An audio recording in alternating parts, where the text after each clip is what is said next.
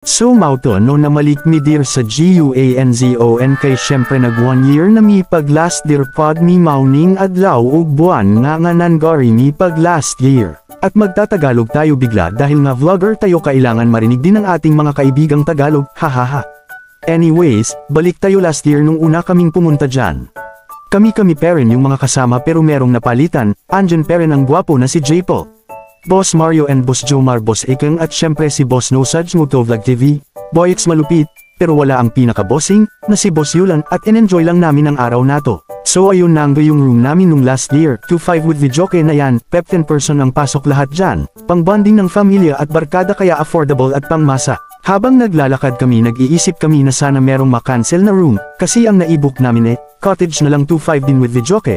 Pero 6 AM pa ang check-in kaya nagkuha na lang kami ng table 500 para lang makapasok kami at makapag-chill na rin at makapaghintay na rin sa oras ng aming check-in. At nang dumating na kami dito sa aming table na 500, at di na lang nila nilibre, wala na tayong magagawa kasi guwanzan ng table na yan, may nakalimutan pala akong isang gwapo na si Judeville Lauren. Pagdating namin sa table at nagluto na rin kami ng kanin kasi meron kaming ulam pero walang kanin, kaya gutom ang kinalabasan namin dyan. At syempre habang naghihintay kami sa oras para makapasok na kami sa cottage, at bigla na lang may nakaisip na katarantaduhang humingi ng ice cream at pinaparinggan niya lagi ang nagbi-birthday sa gilid, kaya tawang-tawa naman kami at pakargahan na lang namin, hahaha.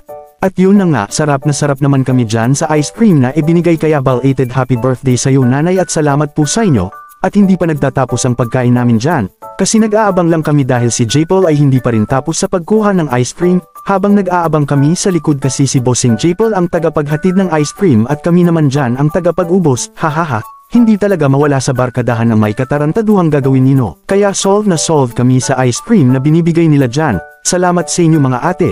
Kaya habang naghihintay kami na maluto ang kanin, binibidyohan ko na lang muna mga nahingi naming ice cream at may pahabol pa silang binigay mojitos at ice cube naman, grabe naman napakabait nila. Anyways, at naisip namin na mag-book na ng cottage kasi mag-aalas 5 na. Baka kami maunahan at wala na kami matulugan sa huli, kawawa kami, hihihi. Habang kami nagkwekwentuhan dyan nagdadasal kami na sana may room na makancel, nakaisip naman ng paraan si Boss J-Paul para sa kanyang higaan at may nakita siyang kahoy at yun ang ginawa niyang talian para sa kanyang duyan, at nang time na yan lumabas kami para magbabaka sakaling may cancel na room at hindi naman kami benigo ni Lord at salamat meron naman, kaya ito lang yung room na naibok namin kasi nga mga team Hilas kami. Napakaganda ng room na naibok namin with videoke 3-5 lang naman, mura lang yan para sa mga dato. Kompleto ng mga gamit, may aircon, TV at ref pa, saan pa kayo dito na kayo sa Guazon, Buwanzon baka naman hihihi. At yun na nga binuksan na agad ni Bossing J-Paul ang mga gamit sa room, aircon, ref at TV, sinulit lang talaga namin ng 3-5 para naman pagbalik namin sa room ay malamig na parang mga girlfriend nila, joke lang. At may CR na rin yan at overlookan pa, makikita mo agad ang dagat pagbukas mo sa kortina, kitang kita ang view, kaya maswerte kami dahil may nag-cancel ng kanilang book, at syempre para na rin sa mga kaligtasan ng mga gamit na aming dala. Baka masimot lahat pag sa cottage kami makatulog, wag naman po sana.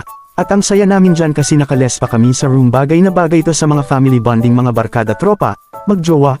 Kung gusto lang nyo na murang halaga dito lang kayo sa Guazon, di naman siya yung tipong in-expect nyo na, alam nyo yung parang Boracay yung dating, ang samin lang is pumunta lang kami dito para mag-chill, magsaya na kasama ang trupo, yun lang naman ang importante sa lahat, family bonding, at syempre less sa budget, walang corkage sa foods, yun nga. Dumilim na at nagluluto na kami ulit ng kanin para sa aming panihapon.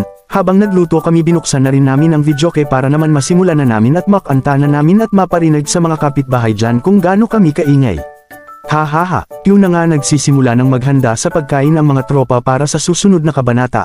At ito na nga nagsimula na kaming mag-waltz in, at ito ang kinalalabasan.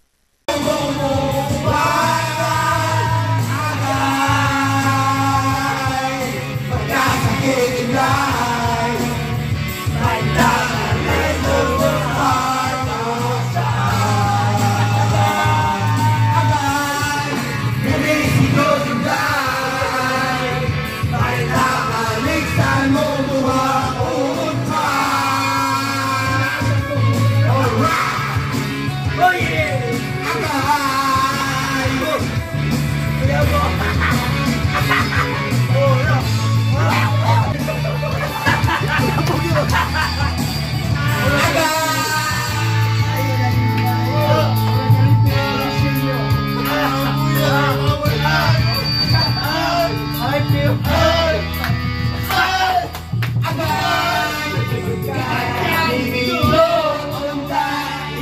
O di ba ang saya, ganyan lang kasimple ang life. Syempre kinaumaga na may mga nag-aabang sa labas ng mga isda.